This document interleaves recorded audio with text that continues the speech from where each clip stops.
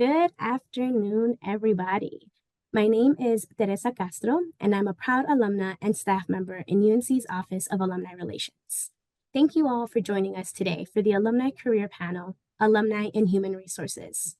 Today, we will learn from and connect with fellow UNC Bears working in a variety of roles within the profession of human resources. Before I introduce you to our panelists, I would like to share a couple housekeeping items. First, this event will be recorded and will be available on demand a week after the event on our alumni website. I will post the link in the chat. I invite you all to start building your network and reach out to our panelists after the event. I will also post their contact information in the chat towards the end of this virtual event. And lastly, I will go off screen after introductions and will return toward the end of the event to provide a closing statement. As we highlight the careers of these alumni, I invite students, fellow staff, and faculty to ask questions via the Q&A feature. Now, please help me welcome our panelists. Panelists, please introduce yourself by stating your name, pronouns, title, the organization you work for, and your UNC degree. Sophia, we'll start with you. Hi, I'm Sophia Garufo. My pronouns are she, her, and hers. I'm a human resources coordinator at Brownstein, and my degree is human services with a minor in nutrition, and I graduated in 2021. Thank you, Sophia. Susel, how about you go next? Hi, everybody. My name is Susel Ibarra Mesta. My pronouns are she, her, hers, and I graduated from UNC with a degree in biology in 2020. Oh, and I work at Human Resources Specialist at Greeley Evans School District 6. Thank you. And Jeffrey, why don't you close us out? Hello, everyone. My name is Jeffrey Plunkett. Pronouns are he, him, his. I am a senior recruiter at the City of Colorado Springs. My degree program was journalism and mass communications with an emphasis in public relations, graduation year 2010. Awesome. Thank you, Jeffrey. And now I will hand it over to Rob, who will be our facilitator this afternoon. Rob. Hello, everybody. My name is Rob Thorne. My pronouns are he, him, and his. I am a human resource director currently for Ascension St. Thomas in Nashville, Tennessee. I'm graduated in 1992 with a bachelor's degree in business administration. All right, so I'm going to start off with just some questions to kind of get us started, and I'll probably just call on some of the panelists as we're going through. So hopefully you guys are ready on the questions, and we'll go from there. So the first question is, how did your UNC experience help you launch into your career and arrive at your current role? I'm going to start with Sophia, please. For me, my experience at UNC helped me get into my career with all the resources they provide at the Center for Career Readiness. I used that to get my resume together, which landed me my job here at Brownstein. And also I felt like it was nice because my hiring manager was actually a UNC alum. So that gave me a leg up as well. And I just think how the courses are organized and the professors really helped with challenging me in ways that I didn't think of challenging myself. It's always good to have a friend on the bench when you're getting ready to start a new job. So that's always helpful. And we'll talk a little bit more a little bit later in regards to networking. So I think that's a good segue to that. Susel, how about you? So it actually helped me a lot because I started my MBA here at UNC, and I actually had no idea what human resources really entailed until I started taking my classes. And I realized that a lot of the like you get to involve yourself a lot with employees before they actually start working in human resources. And I found that really interesting. And my professors actually helped me a lot and kind of told me more about what the job would entail when I was applying to my job. So that helped me a lot. Very good. Jeffrey? I had more of a non-traditional kind of foray into human resources. As I mentioned before, my degree is actually in journalism. And so I was in the JMC program at UNC and ended up going the PR route for a little bit and then changed courses after some time in that industry. One thing that I will say that prepared me the most from my time at UNC was the connection that I had with my professors. They were really, really helpful in helping me kind of make that next step in the connection. I didn't have an internship in my last year or my last semester in college, so they got me connected with an opportunity, which was really helpful. And I think from a standpoint of what I learned that wasn't like from classes or anything like that was more about organization and being able to multitask. That is something that I've mastered in my job now, but I don't think I would have ever been prepared if I didn't have to juggle working part time as well as carrying a full load Sure. as a full time student. Yeah, that makes sense. Mine is a little bit different approach. I was graduated in 92, so that was pre-human resources classes, or at least a certification in it. So I would say what I got from a UNC experience was, as I was going through most of my bachelor's programs, especially at in College of Business, was I understood that I really was not good at accounting. So, and I didn't really like numbers all that much. So when I got into the human resources course that was offered, that kind of helped me to realize, okay, I'm really good at kind of just talking with people and engaging folks and making sure that, that we're treating people fairly and those different kind of things. So that's how I, kind of got into my current role, or at least a role, got where I'm at today. So. But second question is advocacy. So advocacy is an important aspect of human resources.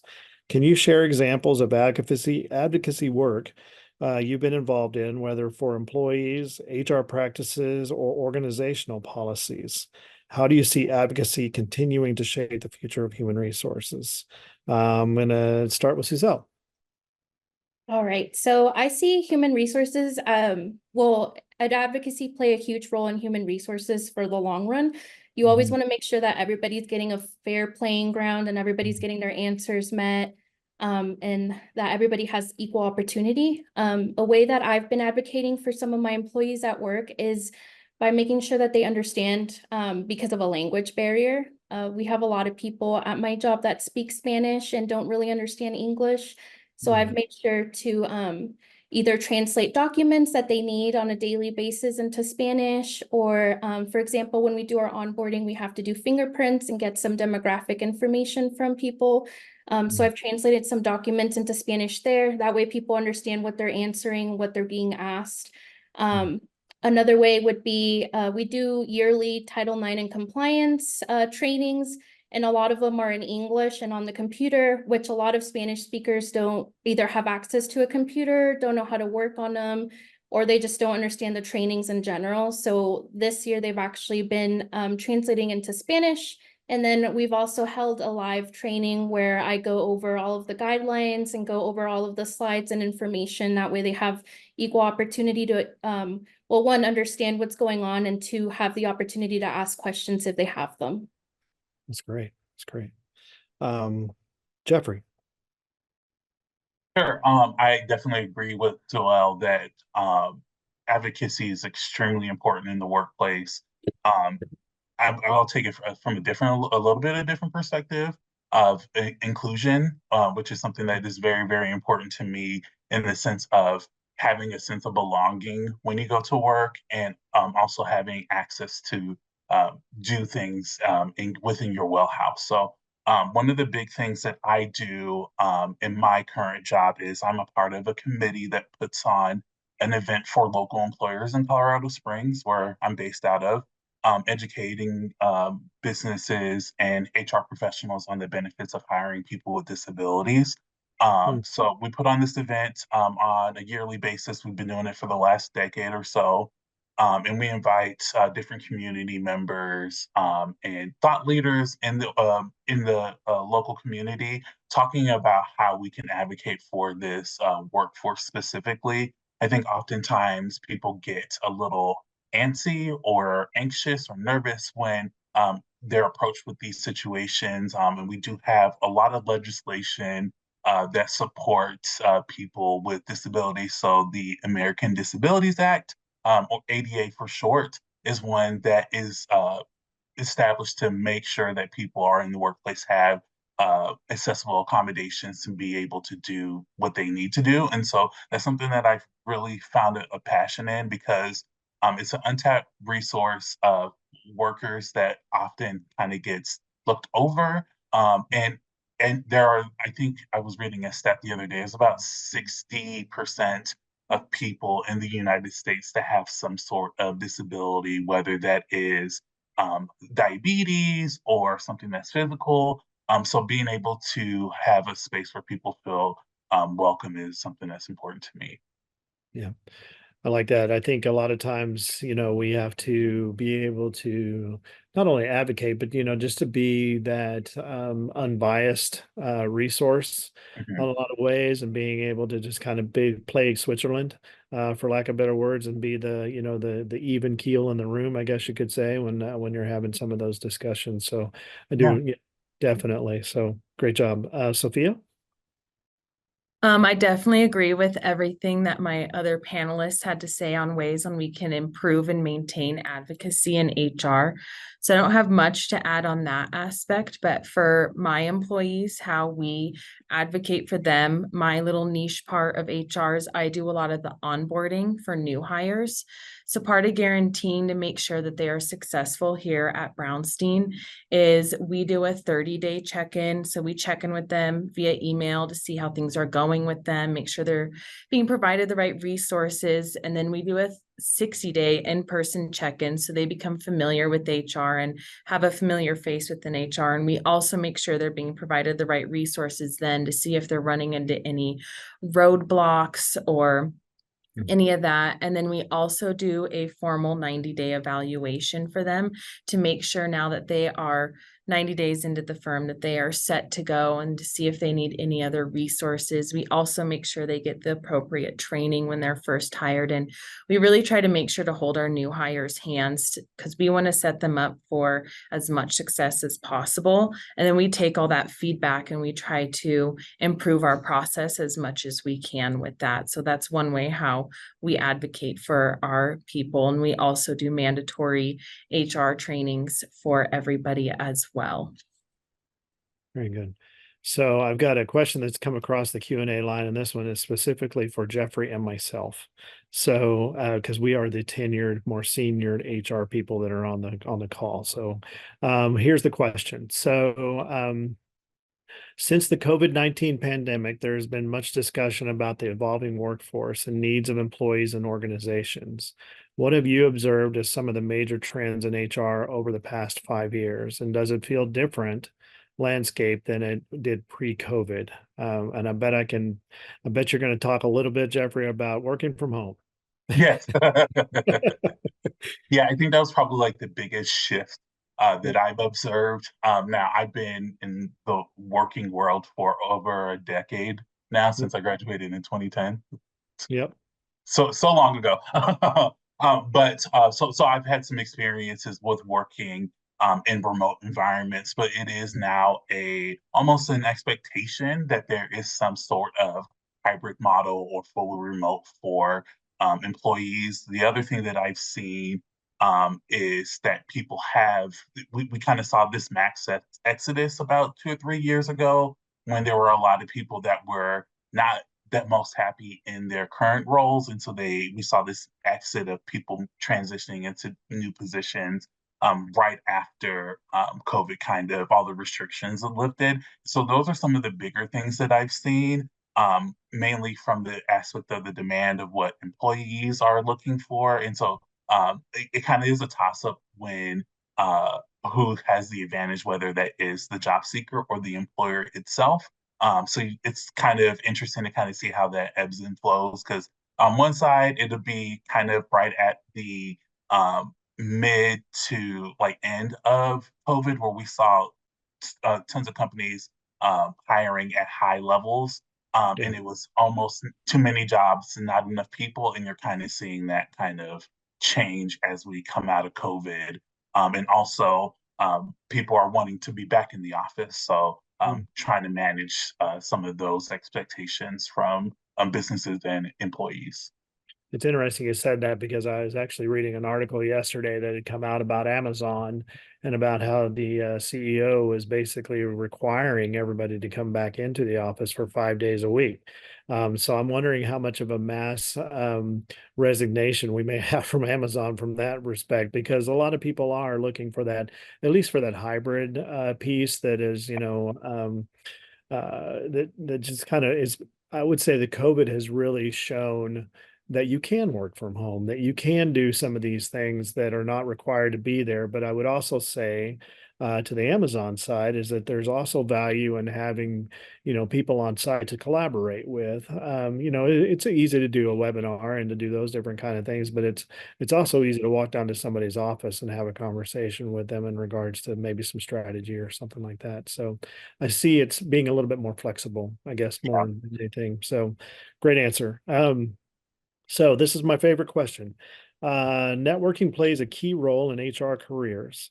How have you effectively developed and utilized your network to advance your career and create opportunities?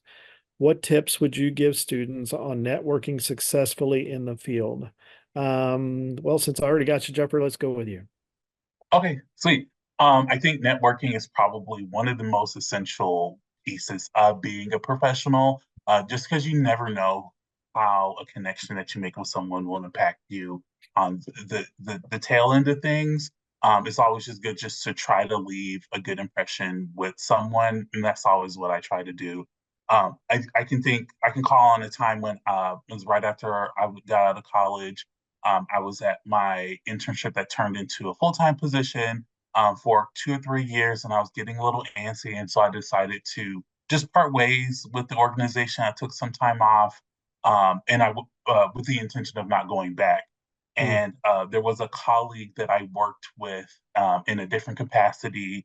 Actually, was a mentor from my internship program. They had saw that I had left my organization and asked me if I was looking for work. I happened to be so doing that, and that ended up with me getting a job about 2 to 3 months later. So that impact of someone observing me in LinkedIn specifically, seeing that, hey, I had left, they respected the work that I was able to present and helped me make a connection in the long term. And it's not just from a job perspective, but it can also be business relationships, personal relationships.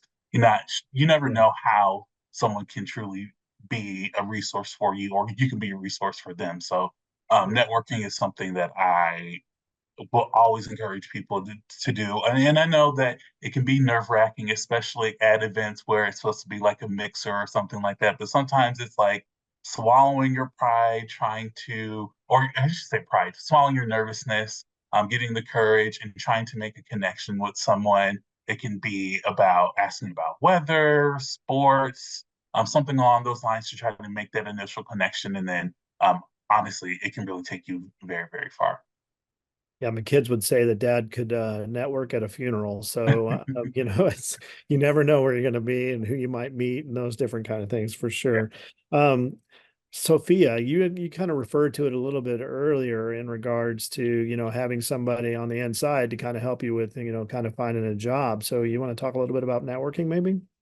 Yeah, for sure. I couldn't agree with Jeffrey more. Networking is so important, and just putting that anxiety aside and that nervousness aside, easier said than done, but just trying to put yourself out there is the most important thing. But yes, I found this job through somebody who had already worked here. And I also had happened to volunteer here through one of their community events that they host at the firm to give back to the community.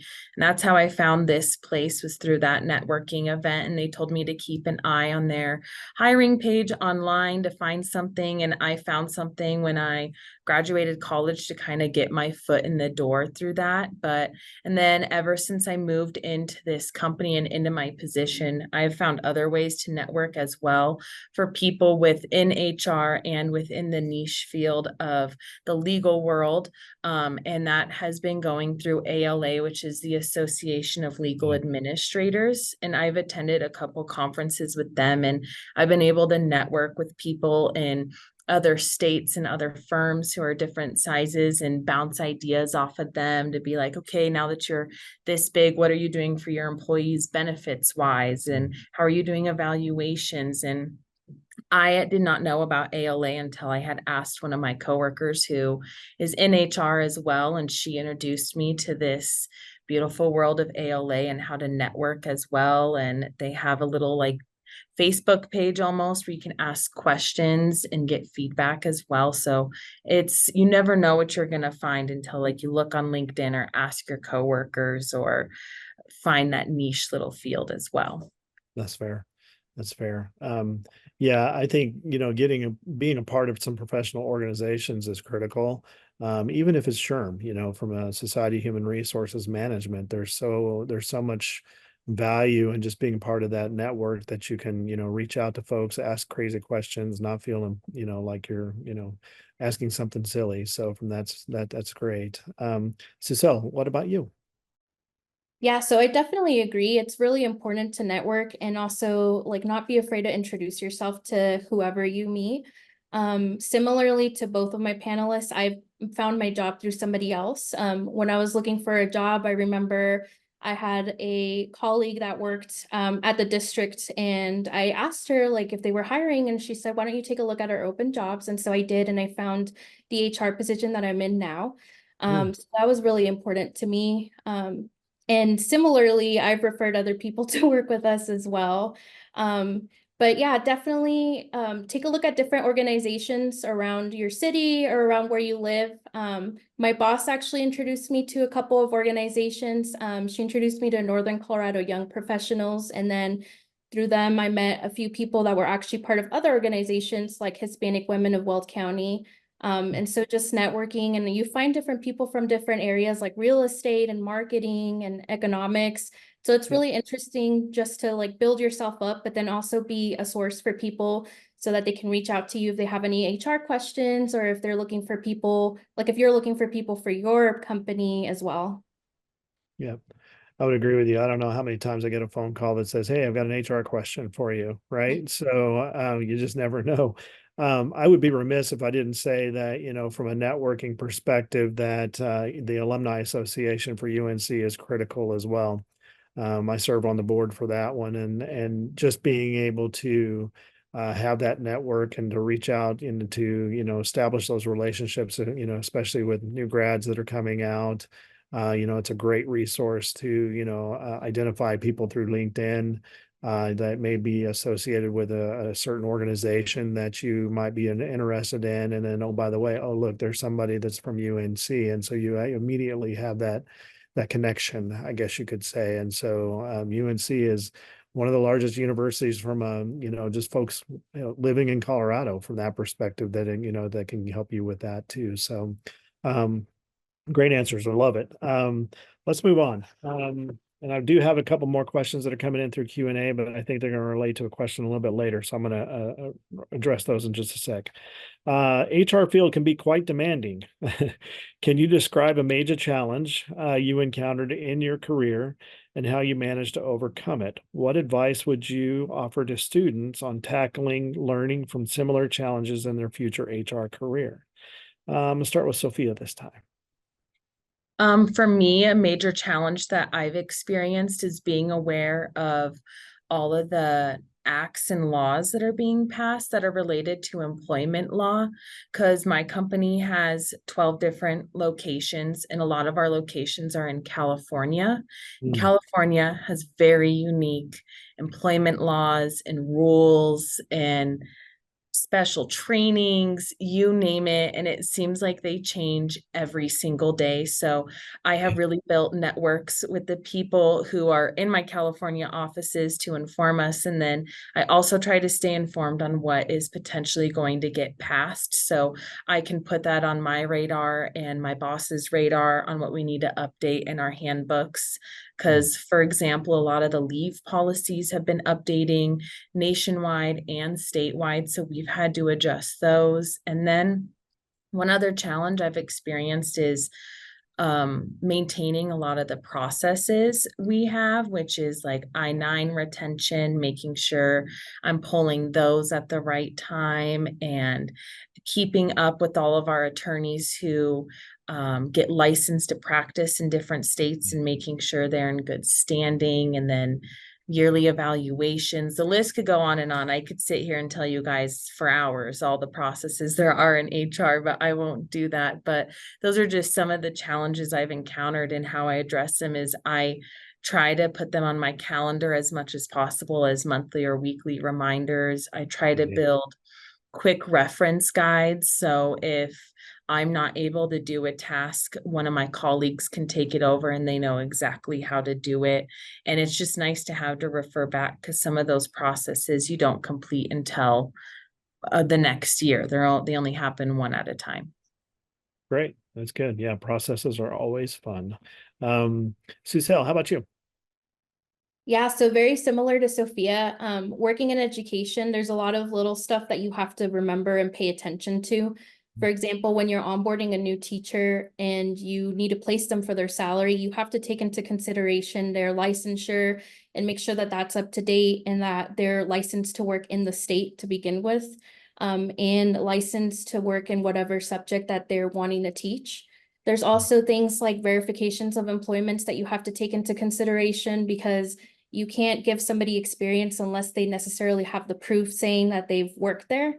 And it's just a lot of little stuff to track, because it's really easy to place somebody at a certain salary and then forget to get like a verification of employment or forget to check a license. And so it's very important to write everything down that you're supposed to keep track of.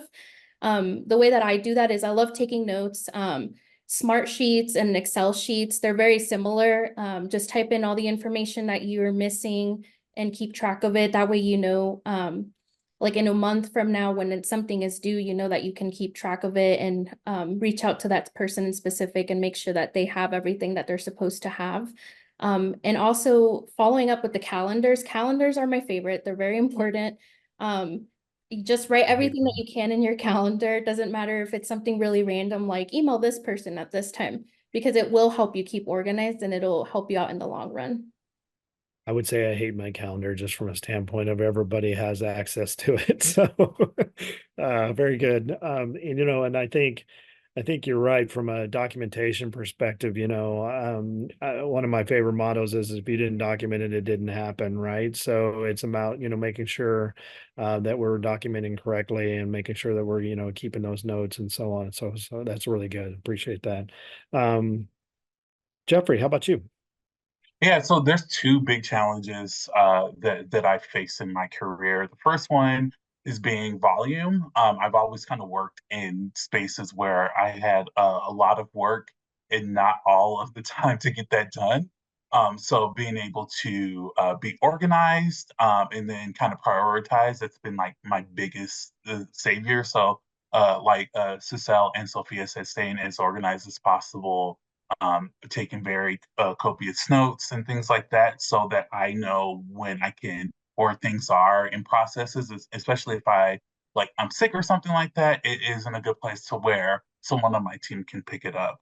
And then the second one is going to be relating back to processes as well. I support the city of Colorado Springs, which is the second largest city in Colorado. And we employ nearly 3,000 people in a variety of different industries. And I've touched every department essentially in my time here. And each department has their own different ways of how they do things, especially when it comes to background checks and things like that. So in some positions, we do CDL verifications. Some positions we do TSA because we hire at the airport.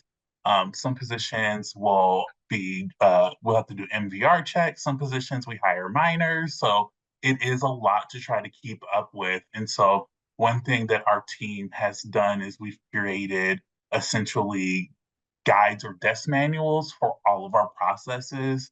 And so even when I know that I have a process down, I will go pull up that manual every once in a while just to make sure that it is accurate. Not only that it's accurate, if there's any changes that I can address it. So if someone on our team needs to jump in and do something that are brand new, they can be following those directions as closely as possible. Yeah, I agree with you. I have to do payroll every other week, and so I grab my checklist every time. It's a very tattered piece of paper, but it sure does help me to make sure I'm doing it the right way every time. So, because ultimately we want to make sure everybody gets paid, right? So, next question: how can students effectively balance their academic studies with gaining practical HR experience through internships or part-time jobs? What strategies can help them make the most of both opportunities to enhance career prospects? So really about, okay, so I'm taking a class right now. Is there what can I do in regards to internships and those different kind of things? So I'll open it up to the panel here. So maybe start with Susel.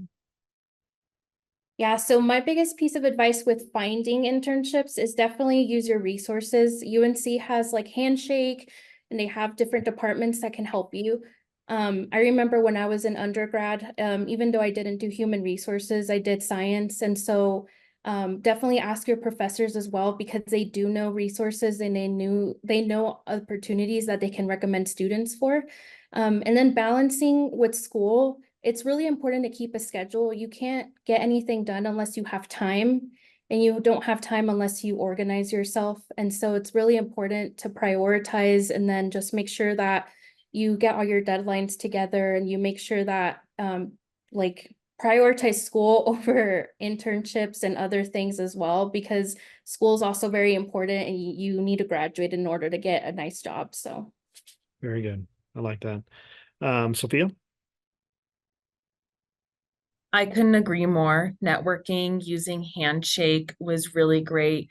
I didn't do my internship in human resources either, but I did reach out to a couple professors and my guidance counselor on some previous places that other graduates or students have used for internships. And that's how I found my internship. And for balancing work and an internship and school, I tried to plan ahead and organize myself as best as possible. And I contacted my company I got an internship with ahead of time to see if I could kind of adjust my hours on certain days to coming in early and leaving early certain days so I could go to work as well. And then I worked with work as well to be like, hey, just so you know, I'm doing an internship. Is there any way we can adjust my hours? And planning ahead and scheduling that ahead really worked for me as well, because I had to do school and I worked and did my internship at the same time. I also tried to get as many as my mandatory credits done ahead of time. So I really only had to worry about my internship and my work. And I'd saved my internship for my last semester. So it was more like I was in the real adult world before graduating. That's fair. So I got a kind of a sidebar question on that from a just from an internship perspective. Was it an internship specifically in HR, or was it an internship within, somewhere within the business world? It Anybody on was the an internship for Rocky Mountain Children's Health Foundation and for Okay. Mother's Milk Bank, which is located in Arvada, Colorado. And I was their first intern post-COVID. So they didn't really have anybody else besides me. So I helped everywhere. I helped in the lab. I helped with donor relations. I touched every single department, including HR and finance. So it gave me really good perspective. And I told them I would do anything and everything, which was really Yeah. nice too, because it gave me opportunities that I don't think I would have had if I was like, no, I strictly want to work in the lab and the lab only. So I was Yeah. really happy that I was like, hey, put me anywhere you need me. I will work. No, it's a great segue for that perspective, because I think a lot of times we have to put ourselves, especially in HR, is to understand every department that we're supporting. And Jeffrey was talking about that a little bit earlier in regards to, having so many different spots in Colorado Springs and different departments and those different kind of things. And so the more that we can understand how those departments work, the better that we can support them. So Jeffrey, you want to add anything? Yeah, sure. I agree with what both Sophia and Susel said, as it relates to how to kind of balance things. I always tell people to start the work ahead of you graduating if you're seeking out internships and things like that. I didn't get my internship until after I graduated from college. And that was because I was doing some other things aside from studying and looking for internships. So that was one thing that I wish that I would have done differently. But utilizing your network is super important. You have a slew of people that are on this call right now who have a touch point to human resources. So please reach out to us to see how we can help. I love how that is. We want to be able to kind of help in that way. Another thing is if you aren't successful in finding a traditional internship and you have a part-time job or something like that, see if there's something that you can do that is connected to that work that you're studying. If there is an opportunity that you can help with doing some onboarding paperwork or reviewing interview notes or helping schedule things, those are all things that could be added in the sense of you having that experience. And that's something that you can kind of use later on. It may not be count towards a traditional internship, but you are gaining that experience. And asking for those opportunities are the only way that you can kind of get those. Yeah, I would agree with you. One of the questions that came across the question and answer text messaging was, what advice would you give to current students about navigating their first year in a professional setting? And I think that really ties in with the internship piece from a standpoint of, just stay focused, and stay open. So from Sophia's perspective, it was like, I'll do anything that is, needed. If you need me to take out the trash, whatever it might be, that's learning, in a professional environment. Anybody want to add anything to that question? I'll add something is don't be afraid to ask questions. No Yeah. question is a dumb question. Mm, I ask questions all the time. I would mm, rather know the for sure answer than go underneath assumption. And I joke with my boss that I am the question master because that is all that comes out of my mouth is questions, it feels like. So always ask questions. Don't be afraid to ask questions.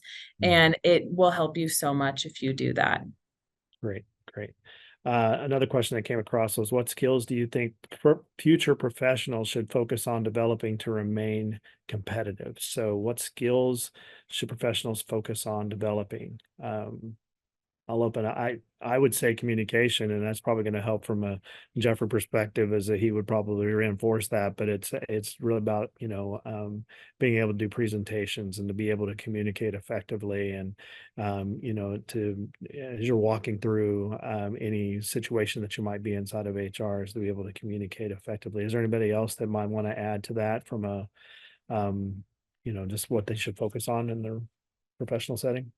Yeah, I can add in, Rob. You definitely echo some of my same sentiments, but it's not just like how you present yourself in those professional settings when you're having meetings or presentations and things like that. It's also in that downtime too. Mhm. So we were just talking about networking, and we essentially network all the time. So if you're working with someone and they are a leader in your organization and you have some downtime, there's a few minutes to kind of chat. Working on that interpersonal communication is really, really important. They see you as a person, they get vested in you, and that's how you're able to create additional opportunities for yourself, whether that is being able to work on projects or developing a different rapport with someone who has say in an organization or something like that, or even a new job opportunity.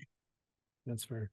So, Sel, I'm going to start this next question with you. So, hopefully, you're ready. So, the next question is, um, what are some common challenges or questions students might face in HR job interviews, and how can they prepare effectively to stand out as candidates? So, everybody's kind of new and they've been through some HR interviews, obviously, and they're new to HR positions. So, tell me a little bit about how you got your job.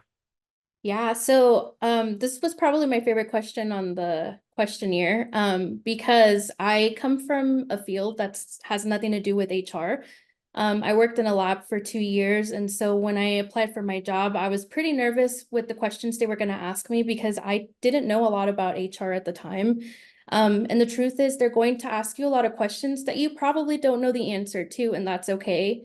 My biggest piece of advice is to understand when you don't know something and admit it. It's okay to say that you don't know something during an interview, and it's actually looks a lot better than trying to make something up or get really nervous and start talking about a lot of random things instead of the question that they asked you. But that's my biggest thing is like, it's okay to not know. And at the end of the day, it'll save you a lot of time if you just admit that you don't understand, and that way you can learn.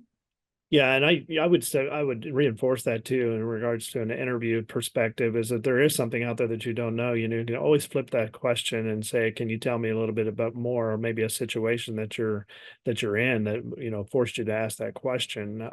So that one, I can learn a little bit, but then two, maybe it opens up a conversation that allows you to continue on. So, Jeffrey, how about you? Well, I have two pieces of advice. So first one um, being as relaxed and confident as possible when you're going into these interviews. I always tell people that an interview isn't just an employer evaluating if you are a good fit for their organization, you're also interviewing them. So making sure that you are confident in how you answer your questions, not too confident, but there's always that balance of, hey, I want to show that I can do the task that's at hand without being too boastful. Yeah. And oftentimes in interviews or kind of my perspective on it is, I'm not necessarily looking for the right answer. I'm looking for your answer. So I'm more interested in hearing how you got to the answer versus if that answer is correct. So being able to spell that out in a detailed and brief way is very, very key to me. And the last thing that I will say is I encourage everyone to at least have one or two questions at the end of your interview, whether that is asking for more information about a day in the life, about company culture, something along those lines, just to show that you're vested on that front. And it's also a great way to kind of gauge how the interview went. Yeah, I would agree with you. That's good advice. Always come in with some additional questions, even if it's around the culture and the environment, and maybe you looked at something that was a mission statement, and you want to get clarification on that. Whatever it might be, it's going to show that you have invested your time to understand that organization. That's great. Sophia, how about you? I could not agree with my panelists more on their responses.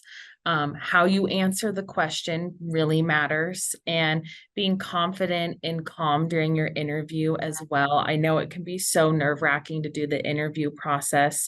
I had to do 3 rounds of interviews for my job, and I remember thinking, oh my gosh, I have to do 3 rounds. How am I gonna prepare for that? Like, I was really overwhelmed by that, but they all kind of mirrored each other, and just preparing yourself as best as possible as you can. I looked up a lot of different mock interviews and interview questions and kind of ran through what I think would happen in my head. And I also went through the worst case like scenarios and how they could end in the best. And it like prepared me well. And like Jeffrey said, having those questions to ask back to the employer is key as well. So just getting that really helps as well. Yeah, I would say I've had a lot of folks that, I stated a little bit earlier that there's always people calling me and asking me an HR question. But one of the things that I really try to help with from a networking perspective is, offering up services in regards to, hey, if you just want to do a mock interview, I'd be happy to interview you. And I find that especially with family members and those different kind of things is to be able to say, okay, I'm going to play the HR director because I'm pretty good at it, right? So let me talk you through some of that interview questions and so forth. I got another one that came across on the Q&A line, and I think this is kind of exciting. I get to talk to one of my former students because I used to teach an adjunct at UNC. So Samir, congratulations on your new job. But his question is, how do students with no experience in HR get their foot in the door, as most entry-level positions ask for at least 1 year experience? That's a great question. Anybody want to tackle it? I'll go first because I kind of just experienced this myself. I've only been in my HR position for a year now, but how I got my foot in the door is when I graduated, I looked for a job at any place, anywhere, doing anything. I started as a receptionist at the company I work at now, and I just kind of learned from there. I networked from the reception desk with all the attorneys and all the other staff members and higher levels. And I just watched our job page like a hawk. I was like, okay, what could be coming up next that might pique my interest or whatever. And then from there, I got another position, and then that position was changing, and HR actually approached me and asked for me to apply for the position that I'm in now. But I don't think they would have approached me unless I had done my networking that I did in the past and told them that I was interested. So honestly, just starting anywhere you can helps getting your foot in the door in the company, even if it's just being a receptionist, because that's what I did. I only did it for a couple months, and then I was able to move up. Yep, network internally, right? So anybody else want to add to that? Cecile, you're shaking your head like you know what you're going to do. So tell me what you got. No, well, I was just going to agree with you. My experience was a little bit different because I went from like a completely different field to the HR world, but I've seen how things move within HR. And I do agree, if you start out with something like an admin assistant or executive assistant, it really sets the way for other positions, especially once you're already at that company. And I also just want to kind of say, like, school is actually really important with jobs as well. With my position in general, or specifically, being in the MBA program really helped me out because they did require experience, but because I was going through school at the same time and I kind of knew what was going on because of my education, they were willing to hire me, and I've been there now for about 2 years now. And so definitely apply to whatever job you're interested in, and don't let the experience necessarily stop you from applying, because you really never know. Yeah, no, it's good. It's you know, a lot of times you have to come in and maybe you start in a position that is not HR. I mean, when I was working for Xerox for so many years, I started out as just a copy guy coming in and making copies, you know, way back in the day. So, but then that allowed me to understand operations on a day-to-day basis, and then understand how the profit and loss works and those different kind of things, and to be able to start apply that. And when you start asking those questions, like Sophia was talking about, you know, the more and more you're going to be seen as somebody that's inquisitive, that wants to learn more. And so that opens up those doors internally too. So great answers. Jeff, or anything? Yeah, just a couple of small things that I don't think anyone touched on. So the first thing is I always encourage people to take a deep dive into the job posting, and don't just make an assumption from the front end. One thing that we do at the City of Colorado Springs is we have a 1-to-1 ratio for equivalency. So if you have, we'll do a 1-to-1 ratio with experience in education. So let's say there's a position that requires a bachelor's degree and 1 year of experience. We tabulate total years of experience as 5.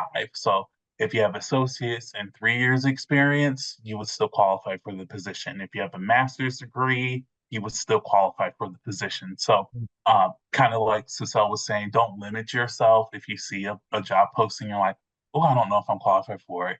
The worst that can happen is you get a denial email. So there's no super harm in that. And the other thing that I would encourage everyone doing is, when you are applying for these job opportunities, making sure that you are customizing your resume and cover letter for each position. I know that is a daunting task, but it does help, and you can definitely interstitch some of your transferable skills to kind of address any of those experiences that you don't have directly. That's great. That's great advice. I do appreciate that.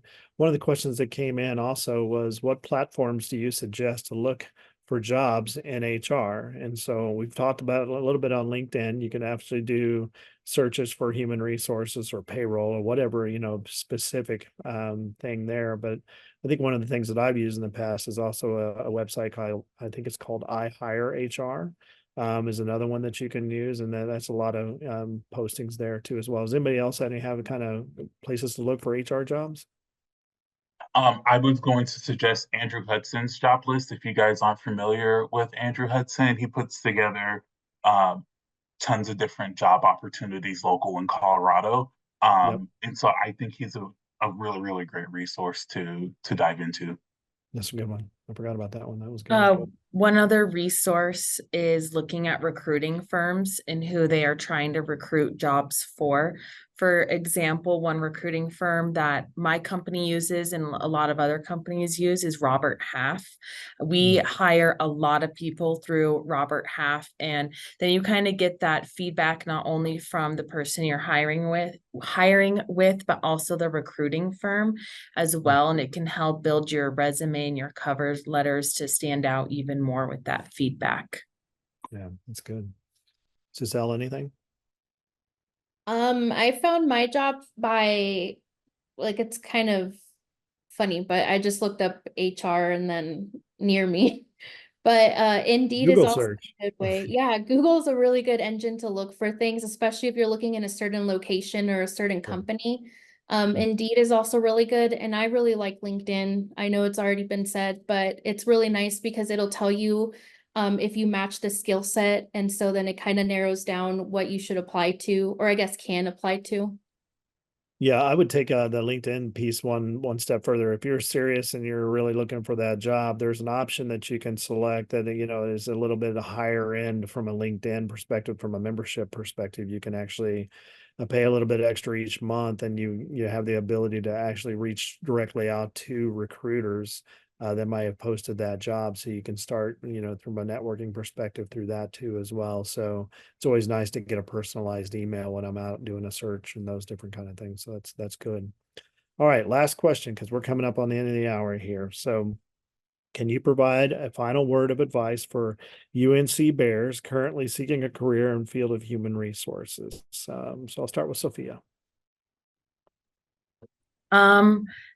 I would just say try to use as many resources as you can through the university. Like I said, the Center for Career Readiness really helped me with my resume and networking and all that jazz. And then just networking in general, where it's even somewhere you currently work, social events, you name it, because you never know who you're in a room with and what they do and what kind of jobs they could offer. So I can't highlight networking more, but it is so important.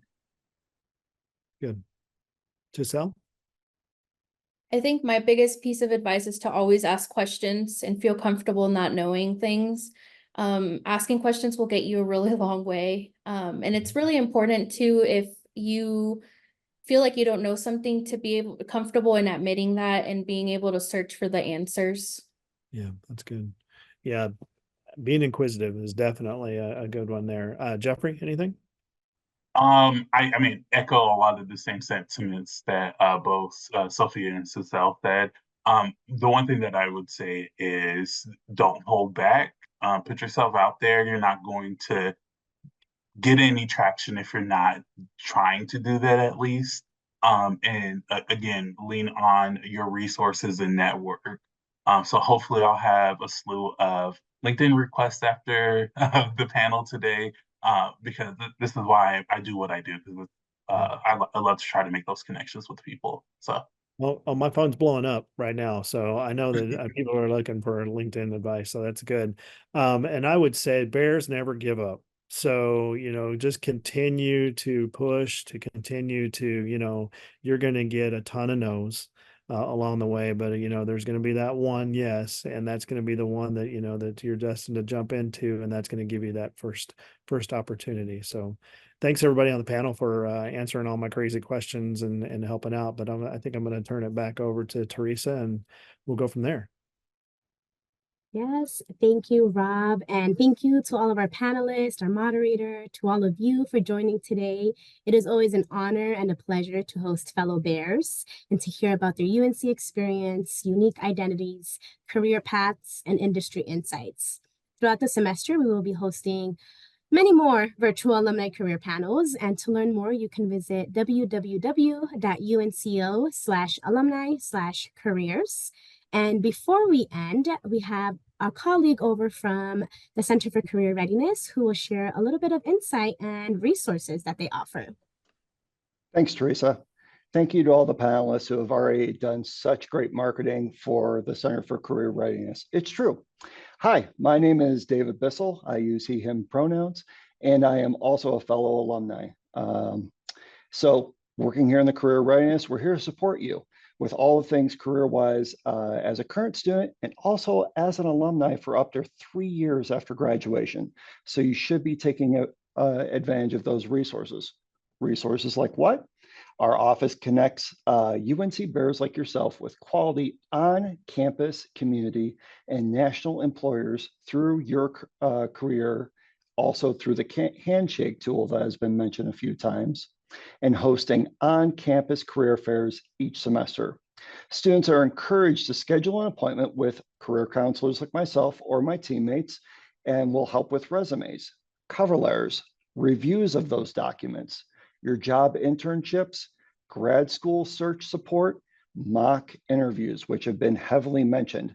Why sweat the interview when you can do it with people like me that will make you sweat at UNC? That way you are ready for that interview of your dreams because you've already been asked all the questions already by us. We have drop-in hours. We do things both in person and virtually, as well as the job fairs, workshops. We do that throughout each and every semester. We're here to support you. Further information on all of this can be found on our lovely website at unco.edu/career. And you're welcome to email us at career-readiness@unco.edu. Please come see me. Happy to help. Thanks, Teresa. Of course. Thank you, David. And I'm going to ask everybody to unmute themselves really quickly. And we're going to do a quick countdown and we're going to do Go Bears because we're a Bear family here. So 3, 2, 1. Go Bears! Go Bears! Thank you, everyone. Have a lovely evening.